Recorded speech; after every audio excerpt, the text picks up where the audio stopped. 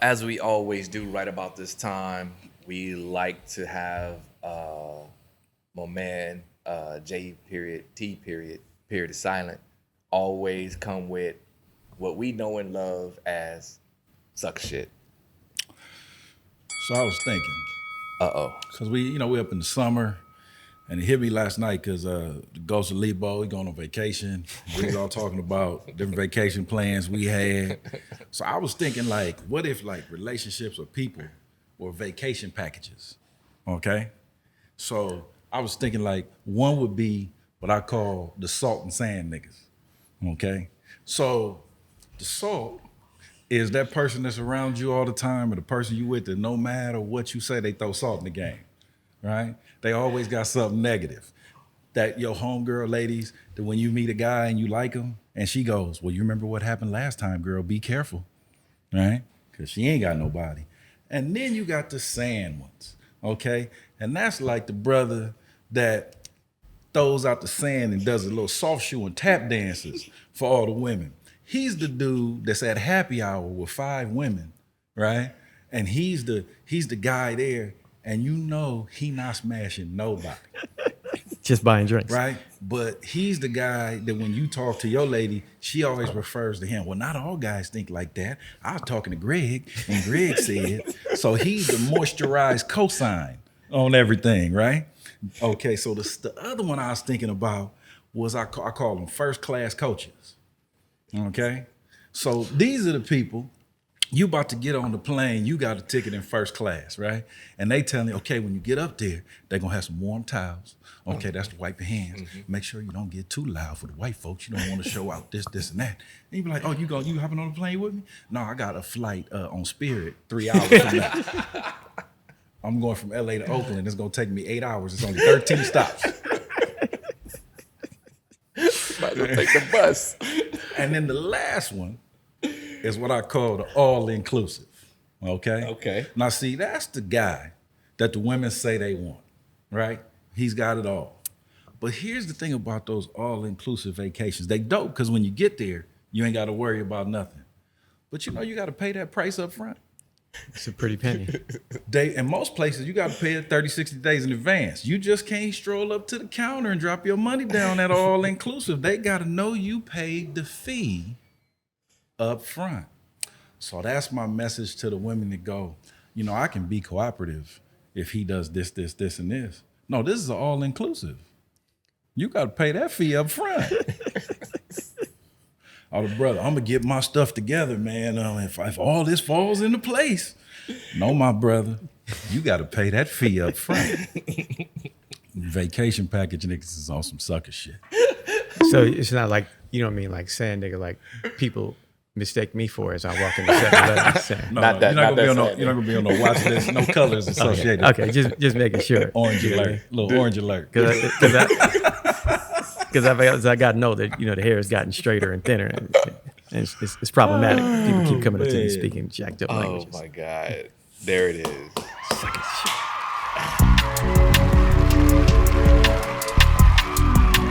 Hey, welcome once again to Skinny Black's Lounge. I am your host, Rob, aka Skinny Black. To my left, Rennie, not a San Negro. no, he's not. Okay, to his left, JT, period is silent. Hi, mom. yes, and to his left, the Ghost of Lebo. All right. My man.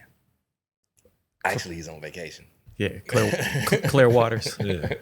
jet skis, suede thong. Sweet dog.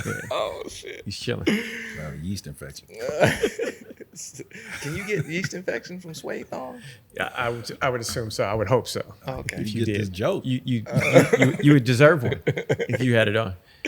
Yeah, I wouldn't know. So Yeah. that's why I was curious. Stay curious. So listen. We're in the middle of a series of laying down our origin stories in the SBL universe, and that's the SBLU, just like the MCU, but different. And let's get into it, man. What are the experience that made us the men that we are today, experiences with women that shaped our thoughts about women, experiences with man and men that shaped our thoughts about manhood. Yeah, so who would like to go? It's Rennie, not the sand nigga. Yeah, from a planet called Brooklyn. There it is. You know, via Georgetown, Guyana. Yeah, spread love. It's the Brooklyn way. Hey. And my pops didn't have no green card.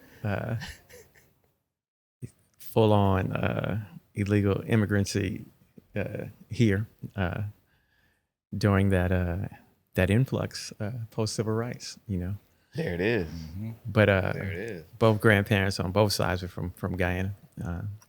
As a matter of fact, my grandmothers had some familiarity with each other back in the old country.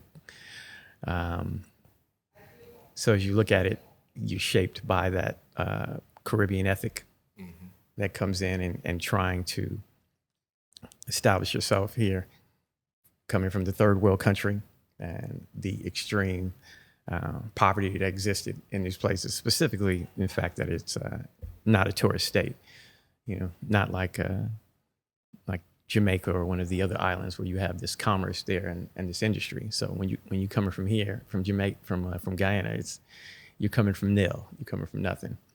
And so, my grandfather on the maternal side, who holistically probably the biggest influence on everything that I am as a human being, was came here as a young man after his mother left him in Guyana at the age of 5. And so this is important in the sense that what shaped him was because he spent his entire adolescence living with other people. And by virtue of that experience, it being so horrifying, he recognized that the vulnerability of children, and at the same time that he would never, ever treat someone else's child like that. And more so that any child that entered into his home was his child.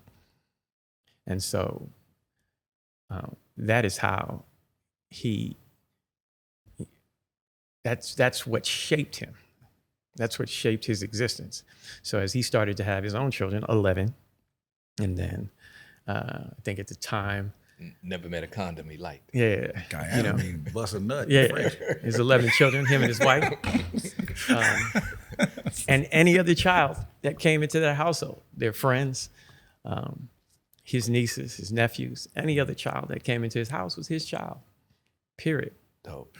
He was dad to all, regardless of the cost. Probably because you couldn't tell the difference. Yeah, 100%. 100%. Hey, he lost count.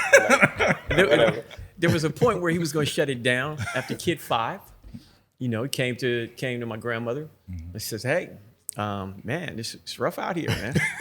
Got these 5 kids. It's the mid-40s. Providing. Yeah. So, I'm out here, man. I'm out here trying to do this. I'm a chauffeur.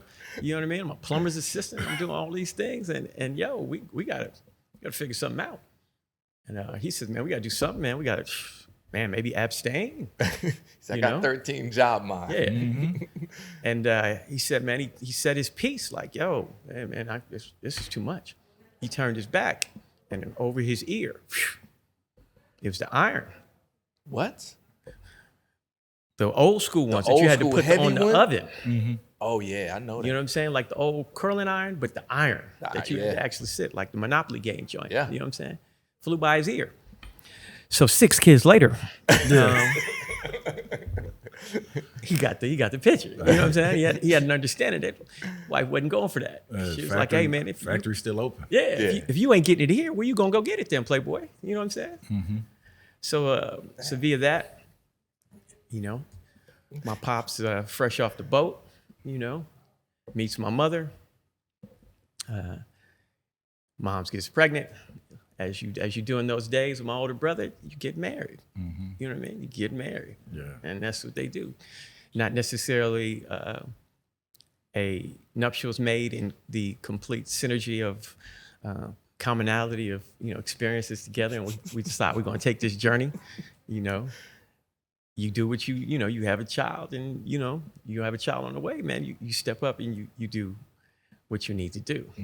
And so then I came as the deuce, the second one, the one made in the full covenant of the nuptials, and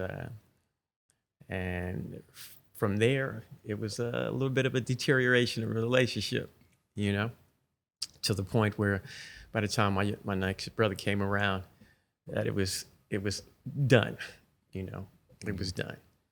But during this period, I wasn't, I was around my pops and his brothers, in that fold, and always around a collective of men. And at the same time, you get my mother had 11 siblings, and so always around another collective of men, and in that tradition of Black families where, the village raised the child. And specifically, since my grandmother had always been a housewife, we were at the house with my grandmother, and which means we always came home to my grandfather. And from there, he shaped what the physicality of a relationship between a man and his son is. At no point in time did he ever say, my grandsons. He would walk in the door, and me and my brothers and several of my other cousins that were there, small, but me and my brothers were always there. And he would walk in the door, and he'd be, well, my sons. And that ownership, that the way he just took us, you could say ownership, you could say a lot of different things, but we were his, we belonged to him. And by virtue of that, we always knew we belonged to someone. And then it was a physicality to it, At no point in time did this man that I can recall in my life ever say, I love you. Okay. But at no point in time did I ever not feel consumed in love in his presence, consumed in it.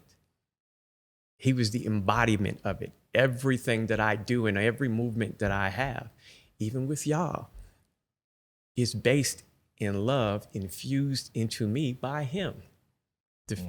The handshake, the grabbing of your neck, the hug. Every time I roll up on my nephews in their 20s,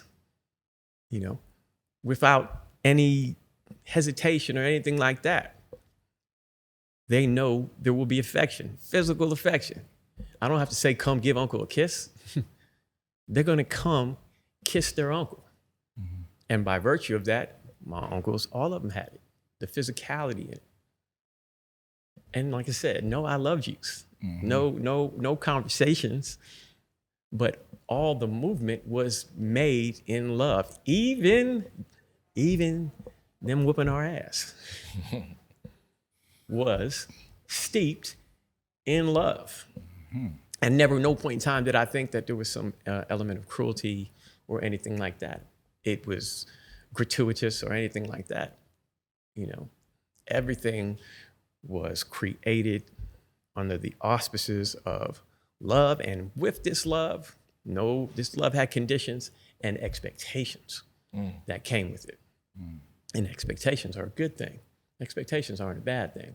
Even though as a youth, you kind of rail against expectations sometimes, but these expectations are a good thing. And so parents' relationship deteriorate. My mom decides she wants to take an opportunity into California. Her brother is already there doing his residency at King Hospital, the only place that, one of the few places in the entire country that Black doctors could do their residency. And she takes the opportunity here, and we move into that fold with him, who always, by virtue of, I think him encouraging my mother to come in her struggles, I think he felt the obligation to then step in, like your situation, and become a more hands-on part into our lives. Now, that also came with another an element, because now I'm seeing this repetition of men who come forward and embody fatherhood in spaces where they are not of your direct seed, your direct line, but they've taken the responsibility of it. And so my grandparents eventually moved here, and now my grandfather's back in the fold. We were probably outside of that fold with my grandparents for a year, you know. And it was an interesting story within that, because my grandfather came, and it was the middle of winter, and came for the visit, and he was quiet. He was taking it all in. You can tell, as in hindsight, I know he was taking it all in. He got off the plane, and he took the winter coat off. He had it in his hand, and he was just probably about 60 degrees in December, Christmas, you know. Comes in the house, and it's about 3 a.m. New York time, and he makes a call to my grandmother and tells her, you know, pack your shit, we'll move in. And that was it. Man never lived through another winter in his life. He's like, I ain't doing that no more. Yeah, He's that's like, some wait a minute, bullshit. 60 in December. exactly. This is nice. Reminds me of home. Yeah. That's exactly what he said. That's exactly what he said. Reminded him of home. You know what I mean? Put him in a place that he hadn't been in, at that point, almost 50 years. Wow. You know? Put him in a place he hadn't been in almost 50 years. And it connected with his spirit. And that created the exodus out of New York from the rest of the relatives, and they all eventually. Glad y'all escaped, man. Yeah. Escape from New York. Yeah. And, you know, it's no coincidence that this is crack 80s. You know what I mean? This is crack 80s. So what was West Indian, you know, Brooklyn, and, you know, which was devolving into something completely different. And, you know, here with my mom and my brothers and my sister, and doing things that young men do, sometimes without supervision, and getting into things and whatnot. But there's always, my grandfather's always sliding in there with a hand, and my uncles always sliding in there in a hand and letting them know that they ain't too far away from things, until it got to a point where, you know, my pops, my uncle decided, nah, man, I'm over this. And really didn't give me much of a choice, and was just like, you're gonna stay right here.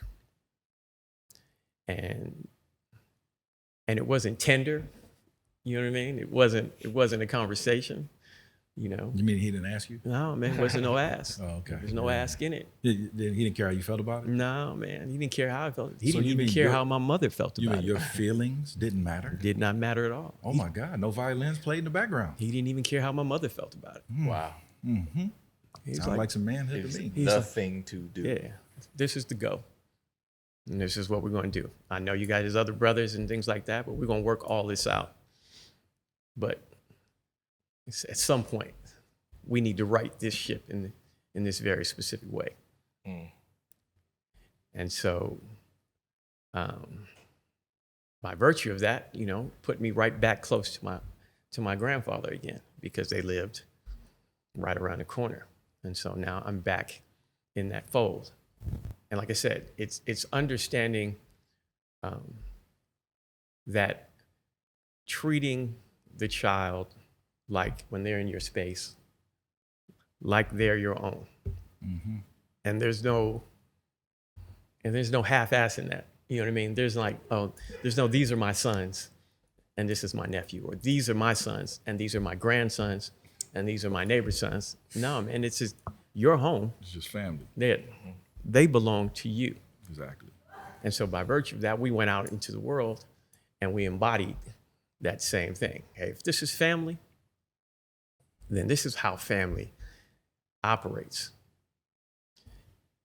And from there, the structure existed where all those expectations kicked in. So I went from being at my mom's, and my mom working in nights and going to nursing school and things like that, moving around with a whole lot of freedom, So yeah, so check this out. It's Monday. And on Monday we don't do TV. We're Tuesday. We're Wednesday. We're Thursday. But you can read something, you know? And so I was like, all right, you know, read something. So he was like, hey, what'd you read today? Oh, I was looking. Jimmy, he's looking for something. Got 2 newspapers. You didn't read a newspaper? I'll tell you what. Okay, well, you need to figure out something in there. I want to hear about something. Next day, what'd you read? Woke me up. Got in late, woke me up. What'd you read? The Metro section. All bad. Yeah. Like me. So I tell you what. Since you seem to have an issue verbalizing it, I'm gonna need you to write this out. Exactly. We need to write you out. You've done current events. I'm gonna need 3. Boom. So now here I am with the who, what, where, when, and the why. You know, he's like, okay, knock those out. And it's a simplistic form, bro. You know what I mean? Okay, well, here you go. Here's a book. We're gonna read this. Science fiction book. Man, I ain't into no science fiction. Yeah, man, you had a choice what to read. You forfeited that when you didn't. You punted. Yeah, you gave yourself homework too. Yeah. Book reports, current events. And this is in addition to your regular schoolwork. So figure it out, man. So I go through it. I read the book, and then I figure out, man, I'm not interested in this, so I need to figure out things that I'm interested in, right? So then I'm saying, well, I'm interested in these things. Derek brought something by called The African Origin of Judeo-Christianity. There's a videotape, and he told me that the dude on there has a book, and his name is Dr. Ben. And so he's like, all right. 2 days later, I got Dr. Ben. So I'm reading about Dr. Ben. And I'm reading about African origin and Judeo-Christianity. And then I got Stolen Legacy. And I'm reading about that. And I'm 14 and I'm going through these things. And then, I mean, I got nothing but time. So now I'm in every section of the newspaper. And then I realized, man, the Daily Breeze is BS. It's evening newspaper, man. You know what I mean?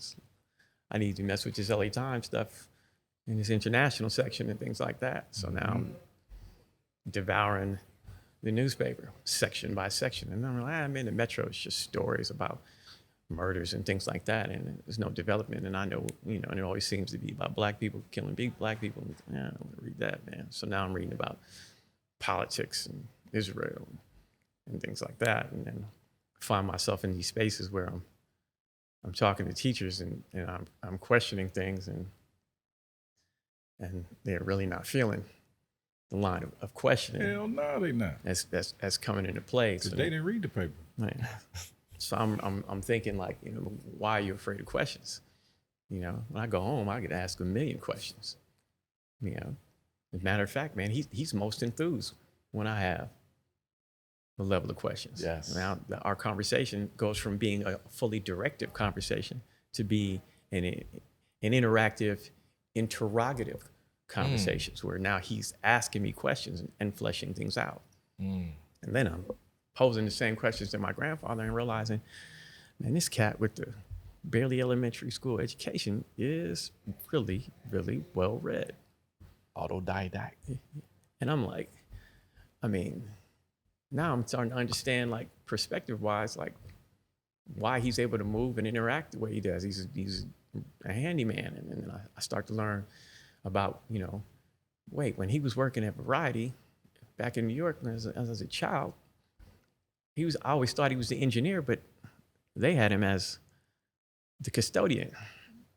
So he was fixing the printing presses and everything there and keeping the Daily Variety entertainment newspaper up and running. But he was getting paid like the janitor because they didn't pay black men as engineers. And so now I'm looking at, man, how did he move in all these spaces? And then I'm looking at when he first came to this, what did he learn to fix all these things? How did he become the handyman? Well, he worked on an estate as a chauffeur. And what do those estates have? They have plumbers. They have electricians. They have contractors. They have a brick mason. And so what he did is he cherry picked every single one of these guys and got a skill set.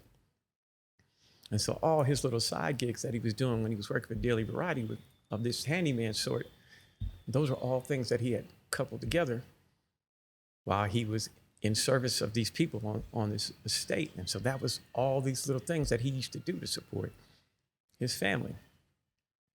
And then in retirement, which he couldn't fully retire because custodians didn't get pension, but the guy he was working for kept him on the payroll until Variety sold, and they figured out, like, man, who is this dude getting paid? Why are we still paying this dude? And they cut that off, and his retirement was gone. Oh. So he had to go back to work as the handyman, you know. But he enjoyed the work. And so now I'm in the space with this man working, you know, he takes his sons. Just like when we were younger and he would take us to do the handyman stuff. Now I'm an adult, now I can help him. I'm 15, 16 years old. And now we're in the spaces, and now, you know, I'm looking at him interact with people and how he speaks to them and his charm and how they always want him to come back and do things for him, and how the thoroughness by which he goes about it, and just his extreme intelligence. And I learned what deportment was and what elocution was, and how to utilize in the spaces to your advantage, and how you can disarm people and then bring them back in and welcome them into your space. And so I'm just watching him move. And then, I mean, how can I be that charming? You know, how can I be that likable? You know, and you look at that, at his evolution from that space, but I don't get it if I'm not there to witness it, if I don't see it, you know, firsthand. You know, this 5 foot, you know, 66-inch man walk into a room full of giants and be taller than everyone in it, and just watch people gravitate toward him, and nothing manufactured, but just being genuine, you know. And, you know, I learned that I'm looking at his son, my pops, like, you know, who's in internal medicine practice and things like that. And I'm like, man, this dude has all these advanced degrees and things like that, and he's fucking brilliant. But this dude is genius. Right. This dude is genius, and I'm trying to find the things that create the genius. Like what look at the confluence of circumstances that created this genius. You know what I mean?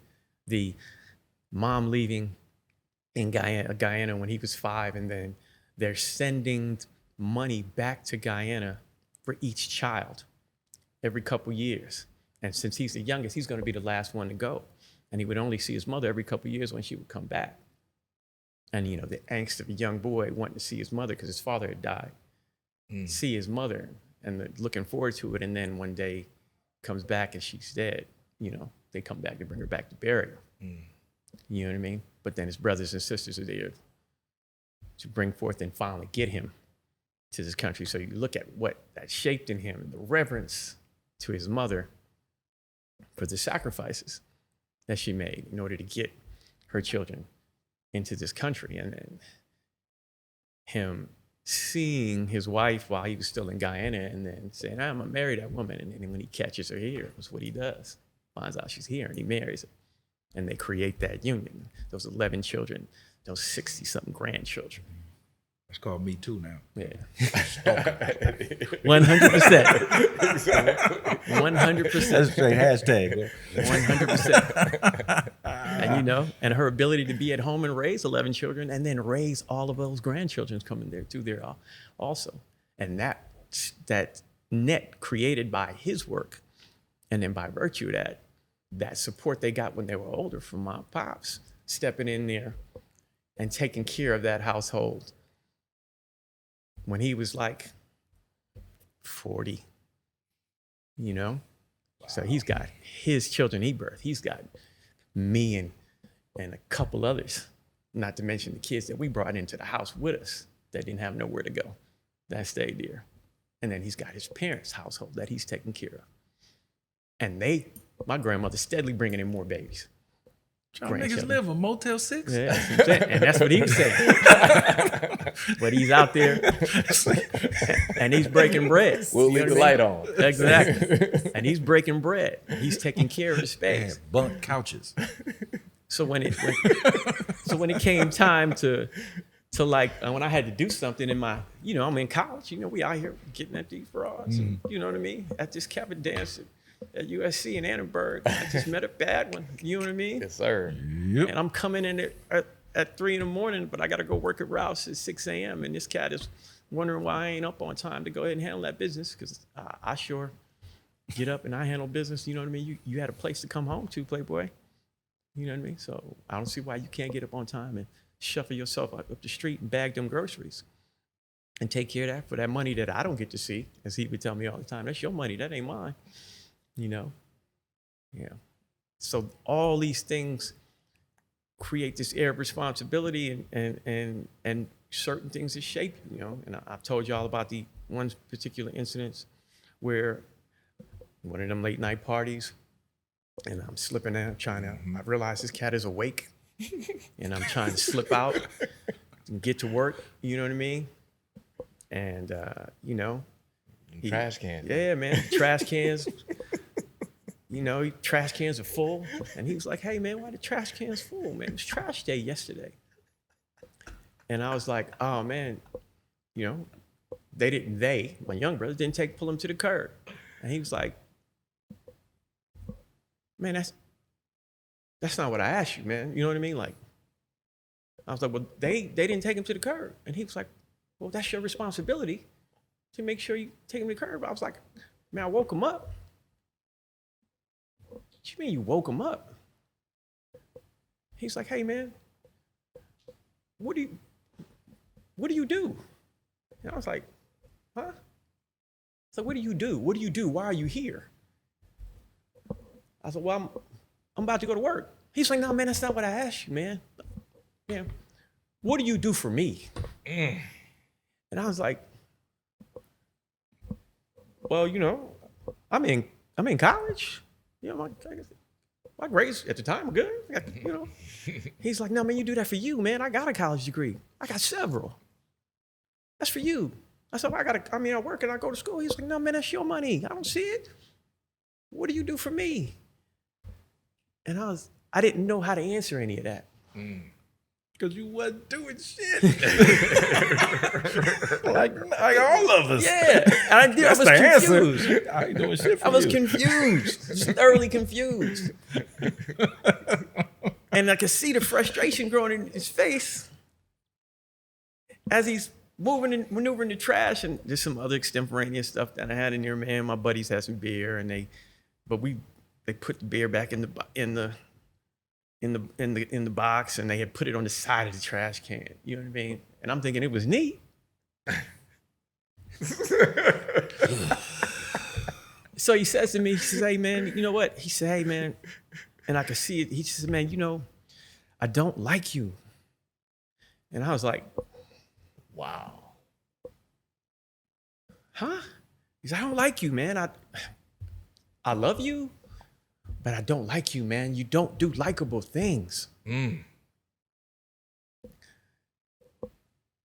he was like, yo, man, if you can't get these dudes to handle business, then what are you here for? What are you offering? What are you providing for in this space, man? I don't need another burden. And he was like, man, go to work. Go to your job. Go get your money and pay that little funky phone bill that you pay for and buy the new sneakers. Go. Man, get out my face, man. Damn. Come on. Soul crushing. Oh, man. So I walk to work, and I'm there, and I'm confused. And I'm so caught up in the I don't like you portion of it. Takes me days to get out of the I don't like you portion of it. And then I realized you don't do likable things. And then I say to myself, well, if that's the case, man, if I'm going to just do whatever it is so I don't have to have that conversation anymore. Whatever it is. Come in at 2 a.m, cat's supposed to clean the dishes. I'm washing. Somebody leaves something in the dryer. I'm pulling it out. I'm going to fold it. I'm going to put it away. You know, all the holidays at our house. I'm going to get up before everybody else. I'm going to get the yard straight. I'm going to clean the stuff off in the backyard. I'm going to prepare for everything. I'm just going to work. And that's just what I did. But I was doing it to not hear it. Right. I wasn't doing it for righteous principles and things like that. I wasn't doing it to contribute to my part in the space. You know, those weren't the things that I was doing it for. I was doing it to get him off my back, you know, for all the wrong reasons. Right. Doing the right thing for all the wrong reasons. Until eventually I had an understanding of what it is and what I was doing. And you know what took me to understand that? My first corporate job. And I was working 6 a.m. when I first started to like 7 at night. And then I realized, God damn, this cat, hotels, salary, you know what I'm saying? That's right. First corporate gig. And then I realized, hey man, this dude's been leaving the house at 6 a.m. and coming home at 8, 9 a.m. for 20 something years. I mean, PM, 8, 9 PM for 20 something years. I was like, I've only been doing this for 2 months. I feel like I'm gonna die. Straight up, I felt like I was gonna die. I was like, nah, how you do this? I was like, I don't know how to handle this, you know? And just the perspective of being put in those positions and then getting that and having an understanding and all that obligation and looking at it.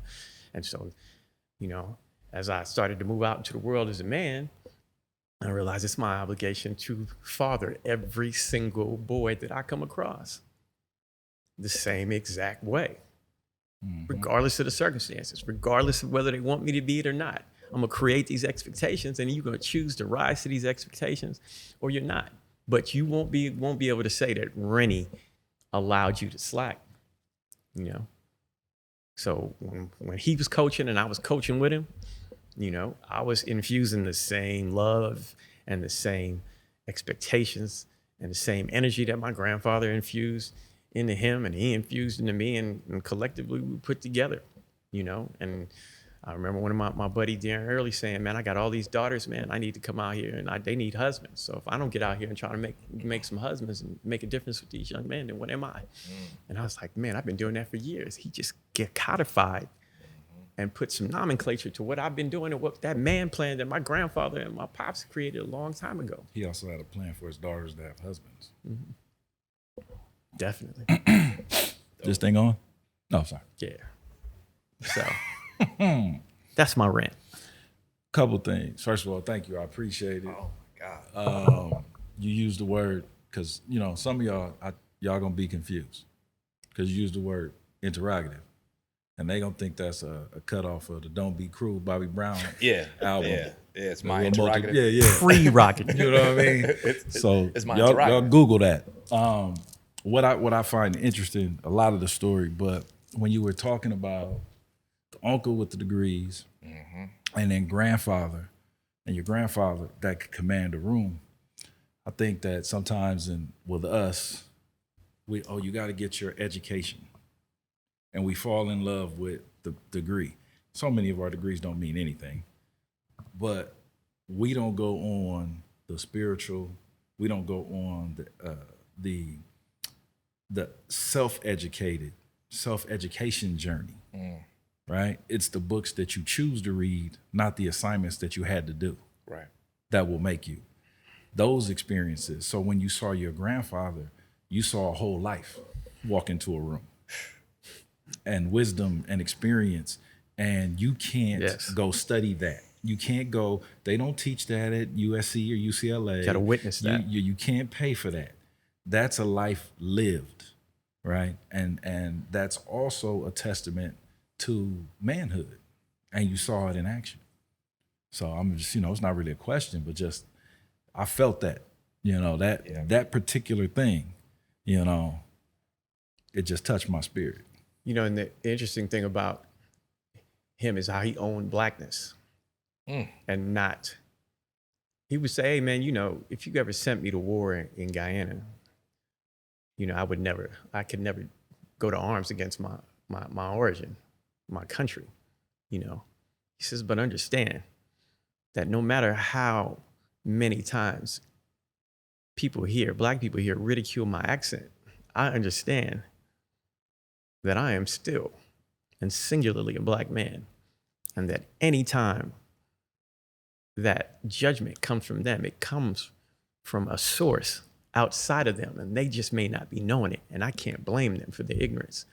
But ultimately, when it comes down to the wire, we are one and the same."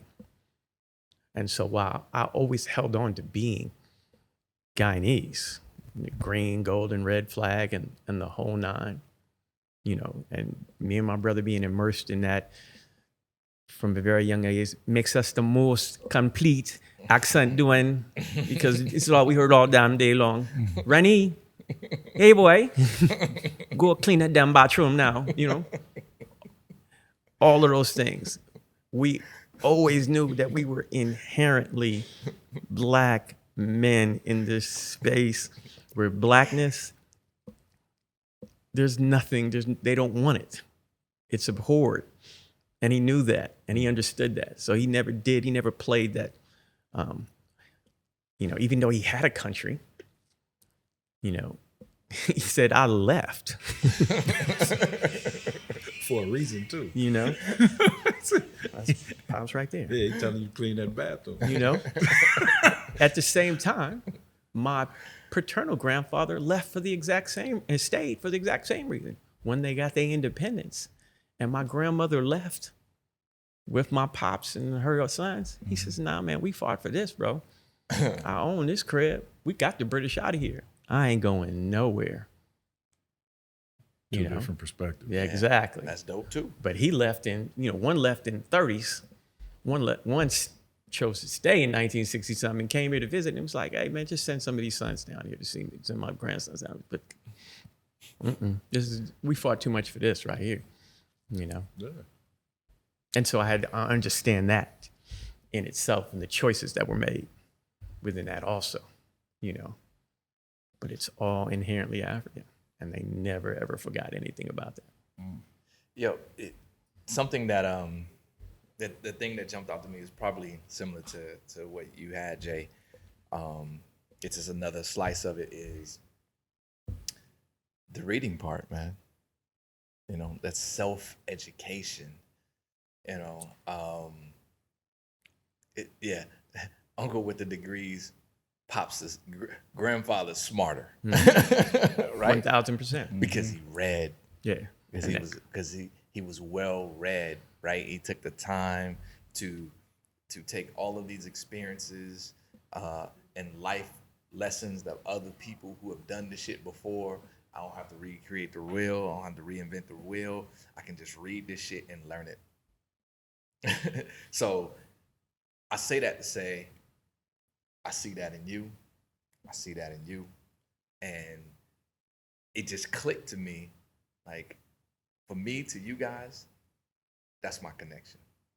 Because I respect, and I've always said this, the dopest cats in the world that I've known in my life are well read. I don't give a fuck if it's comic books or the daily newspaper. Yeah, I read the newspaper every day. Every day. I read the newspaper every day growing up.